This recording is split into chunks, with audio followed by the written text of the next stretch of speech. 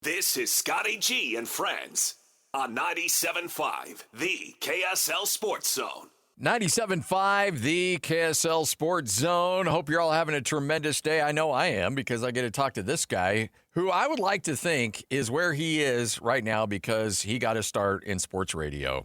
It's Morgan Scalley, head coach of the University of Utah. Coach, how are you? Dude, everything good that happens, I credit. Everything good that happens to me, I credit to the zone. My time with Scotty G, okay, Alema, the Red and Blue show. Oh, yeah. That was the best. Oh, man, we had some good times, didn't we? Yes. I can't believe how time flies. I was talking to Lloyd. It's unreal how time flies, and I'm mad that Hans isn't with you right now. I love that dude, and he did such a great job, and I wish him nothing but the best on his journey, but what a good dude. I know that you guys became super tight, and I just think he did an unreal job. Yeah, and well, just know, the seat is always open for you. But I know you got a little bit on your plate right now. Going from, the coach in waiting thing's been in play for a little bit, and so you've always known this has been ultimately the destination. But now it's here. Do you still feel like you're drinking from a fire hose? No, it's slowed down a little bit.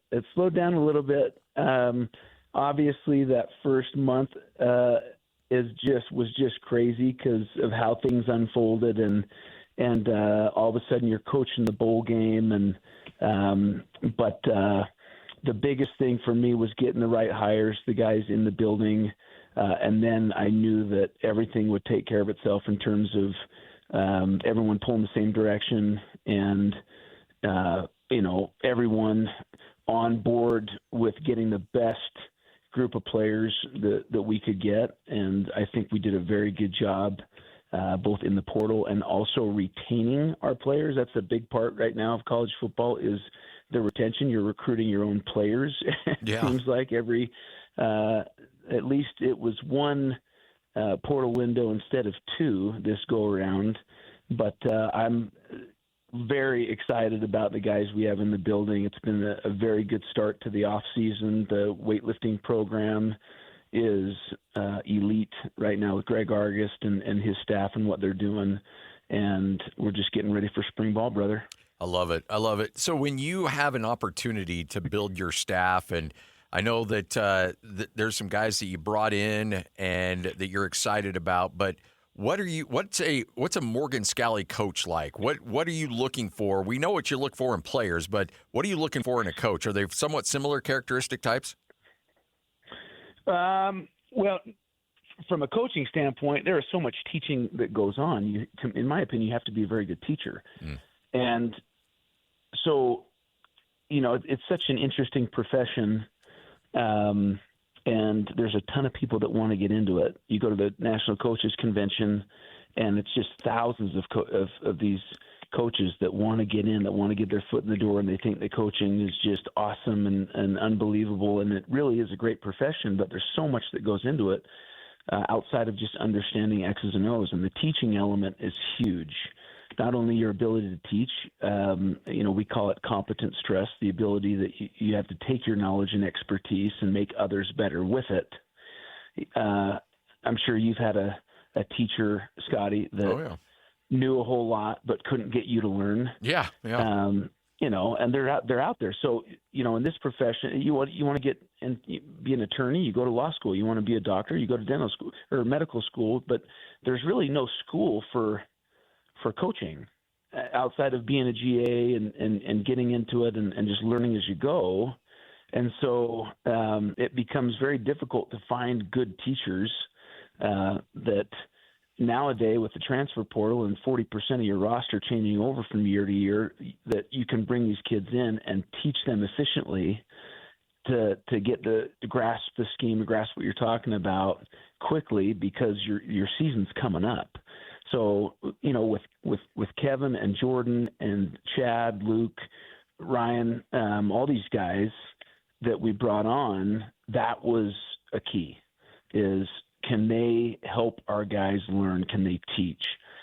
Next would be their ability to relate and that's a recruiting thing too. Just when you step into a home and can you sell Utah football and what we've got going, our culture. Can you fire up parents? Can you help the parents and the family and the decision makers feel the love that we have for their young men? And so that was I would say two. So one, great teacher; two, great recruiter, and then just the loyalty aspect of it, and was big to me. On the offensive side of the ball, we wanted to have something similar to last year's scheme because of the players that we had recruited, but also have our own flair, have our own, stamp on it. And that's what McGiven has done anywhere he's been. He's been in multiple offenses, so has the creativity to use the personnel that we have, not forcing our players to fit inside of just one scheme, but the ability we have to adapt and be innovative. That was huge as well. So I admit I'm very biased here, but I've known Kevin McGiven for a long time. When he was on Matt Wells' first staff at Utah State 12, 13 years ago to being back at Utah State last year, I think you hit a home run on that hire. What was it about him outside of the scheme that you liked that he could work something very similar to what Jason Beck had last year? Outside of that, what really attracted to him to bring him up here to Salt Lake?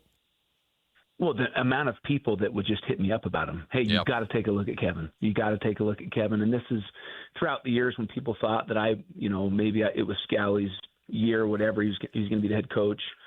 They would always talk to me about Kevin McGiven. And so I just started studying film years ago on his stuff. And I was like, yeah, okay, I get it. I understand why you're calling me about this guy, why you're texting me about this guy. And we brought him in much, like I do. I like to do this with hires, is getting them in front of multiple people, because I can have an idea of what I'm looking for. And I may have my blinders on and not see or feel or hear the things that maybe others do. And so I had our entire staff that was here remaining, because a bunch of our guys had taken off to Michigan already, but the remaining staff that we had sit in on this interview, and he was just awesome. Just the ability he had to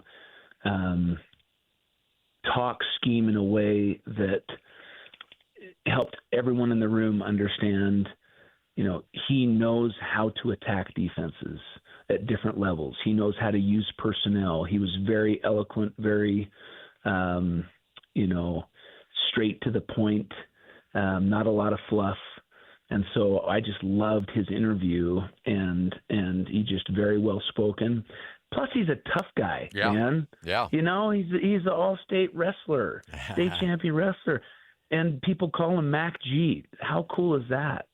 I didn't know that. I have. Well, I did not know that, but I know that now. Let's flip to the other side. How hard is it going to be? Colton Swan, no-brainer, and I'm so glad he got that opportunity and that you gave him the DC job.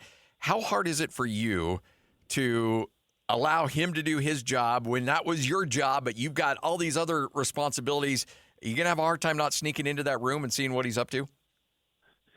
Oh, no. I'm spending the majority of my time in the offensive room telling the offense, okay, here's how you beat this. Yeah. Here's what gives them trouble. And Swan's mad at me. Swan's walking around the facility just upset at Scalley for all the stuff that I'm doing on the offensive side of the ball. But I have just complete trust and confidence in not only Swan, but Coach Shaw, Luther, that Derek Odom, who I coached under, was able to watch coach as the safeties coach here at Utah. Inoke, just an amazing mind. So all the confidence in the world in them, and I'm here as a sounding board, much like Kyle was for me.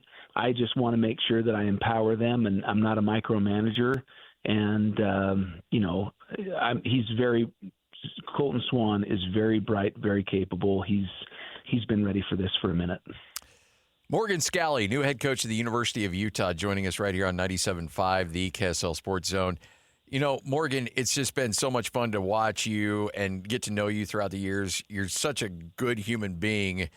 how hard is it to, when you've got so many, you've been around this profession for a long time, I can't imagine what it's like to have people call you up and say, hey, congratulations on the job. Hey, by the way, I'm available. I bet that's really hard when you have a lot of connections, but yet you really don't have spots for people. Yeah, but at the same time, it's great that they feel comfortable calling. Yeah. And so as long as you're upfront with people and you let them know kind of what you're looking for, you definitely have tough conversations, particularly with people that that you've either worked with before, coached under. Those can be tough when particularly they feel like they can add quite a bit of value to what you're doing. But there's only so many spots in this facility, and but as long as you're up front with people and truthful with people about expectations and letting them know when your decisions are going to be made, and I think they're very understanding for the most part. When you have two good quarterbacks, and we know what Devin Dampier can do, obviously, and we got a good dose of Bert Ficklin, I think there were a lot of people that thought there's no way that Utah is going to be able to hang on to both of them. Obviously, there's financial aspects, and we don't need to get into that, but there's got to be a culture. There's got to be a system where those two feel comfortable, that they can coexist with each other, that Kevin McGiven can feed all the hungry mouths that need to be fed. What was that process like in making sure you're able to hold on to both of them? Well, a lot of it, because it's a combination of things, them feeling comfortable here, loving Salt Lake City, loving the fan base. Yes, the scheme was going to matter. Yes, the coaching was going to matter.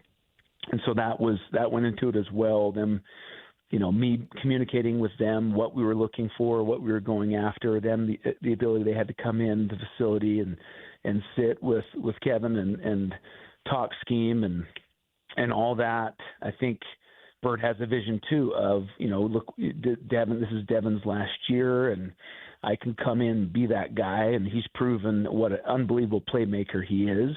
And at the same time, we want to be able to utilize him more, and not just the running aspect of what he does, because he can throw it and he can zip it. And so that's where you're going to see some creativity, some innovation on offense, and do some things with those guys that really maximizes both of their strengths. And we're excited because they love Utah. They love our fan base. They love being here. And obviously they're fully bought into the scheme and Kevin. So this is going to be a fun year for those two. You've been part of college football when you transfer, you have to sit out a year. There was no NIL. The world has completely changed upside down. And there's a lot of coaches out there that are grumpy about it and upset about the situation you're in. You've always been positive and saying, look, we can adapt. We can make this work. How hard has it been sometimes to keep that level of positivity when it seems like every other day your world gets turned upside down? Well, it can be, I don't know if frustrating is the right word. I think it can be disappointing at times, and when you've created relationships that you feel are meaningful, and you feel like the culture that you have here is special, and sometimes out of your control, and even sometimes out of the young man's control, they feel they need to leave. And so, at that point, all you can do is tell them you love them, and hope that they carry your culture to the next place that they go to, and wish them well, because at the end of the day, they're doing what they feel is best for them and their future. And yes, it can be disappointing to have them go, particularly if you've recruited them and spent time in their, with their family and their homes, and you've built this relationship and helped develop them. But it is what it is. And I think there's a line in Moneyball. It's adapt or die. Yeah. And so it's really focusing on, because you can spend a lot of time just being down in the dumps about, man, we lost this guy, but you have to move on and focus on those that want to be a part of your program, because there's a lot of them, and there's a lot of good football players, but also a lot of great kids, a lot of young men that are looking for our culture, that are looking for what we feel is special here. And so to me, it is just about those that want to go, hey, love them, bless them, and those that want to come in, man, we are going to give you our all. We're going to pour into you and help you become the best person and best player you can become, and we're going to win a lot of games doing it. You never appear to be a guy that would burn bridges anyway, but it seems like when you're recruiting a kid and he calls up and says, hey, Coach, I loved everything about meeting you and your staff, but I've decided, this is a kid coming out of high school, that I've decided to go here. I got to imagine you got to make sure, like, you leave the message like, hey, we love you, we think a lot of you, because, maybe a year, 2 years from now, he's looking for a new home and you still want to have that bridge built. Absolutely. And I mean, we've seen it with so many players, so many different players throughout the years. Kylie Fitz, who ended up going to UCLA, a Miles Battle that goes to Ole Miss, Francis Bernard, Logan Fano to BYU. I mean, just all over the place. Levani Demuti to Stanford, guys that you recruit, that you pour into, and they, for whatever reason, they feel like another spot is better for them. And all you can do is say, hey, dude, I'm a fan of you, brother, and I want you to be successful wherever you go, and just know that we love you. And, if things ever change, you let us know. So one last thing before we let you go, and I know your time is busy. We can't thank you enough for making time for us, but you're probably going to lose 2 first-round picks on the offensive line, those 2 anchors on the right and left side.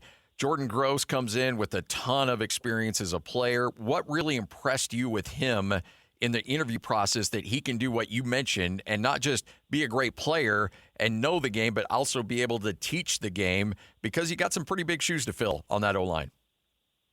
Yeah, no question. And again, it's like, okay, I need a guy that can come in here and teach.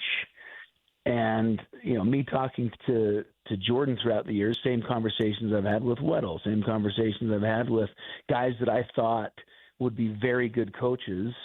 And you just have conversations, when is it your time? When do you feel comfortable? But also throughout the years, you talk scheme, you talk football, and there isn't a man, if there's a better teacher out there at the offensive line, and there's a lot of good ones. I mean, we just lost one in Jim Harding, unbelievable coach, unbelievable teacher, but I am so excited for Jordan, and you're seeing the players get super excited about him and what he brings to the table. A ton of experience, but also a guy that wasn't just gifted at, 5-star talent. He's a guy that worked his tail off. He and I were in the same recruiting class in 1998. Yes. Before all these guys were born.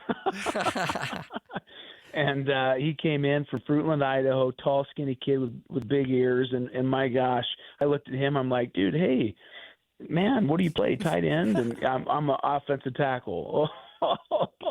And I'm sitting there, we're lifting together, and I'm lifting more weight than him, and I go on my mission. I come back, and this guy's hang cleaning 405 like it's nothing. I'm like, oh my gosh, dude, what happened to you? But he is just a worker. No one's going to outwork this guy. Nobody in recruiting, and we're seeing it already on the recruiting trail and with the development already of this offensive line. So we did a great job, we feel, in retaining guys, but also in going out and getting a Cedric Jefferson from Montana State, Isaiah Kemma from Ohio State. Kelvin Obot was a guy that Jordan coached in high school, and man, is he every bit of what a 5-star should be. And so we're excited for him, and just the guys that we got coming back. You look at the offensive line in the bowl game, we end up losing Michael Mokafisi early on in the first half. And so all those guys that were playing throughout the remainder of the game, that second half, those were your backups, and they did a heck of a job. They dominated that game. So these are the guys that we got coming back, and could not be more excited for their opportunity to show what they can do, because they hear the same thing. Oh, what's going to happen? You lose your entire offensive line. Well, they're excited for their opportunity, and they're excited to be able to show what they can do. Morgan, couldn't be happier for you. Tell Sharif I said what's up, and let's get you on here in the near future, okay? Anytime, Scotty. You're the man. Appreciate you, brother. Take care. You got it. There he is, Morgan Scalley. And I've told people this forever.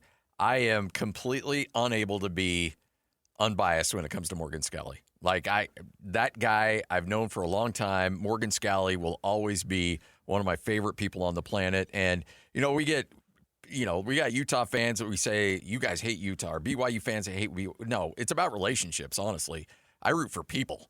And I'll always root for Morgan Scalley. I'll always root for Kalani Sitake. And plus, when BYU and Utah are good, it's frankly good for business, too. So this is 97.5, the KSL Sports Zone.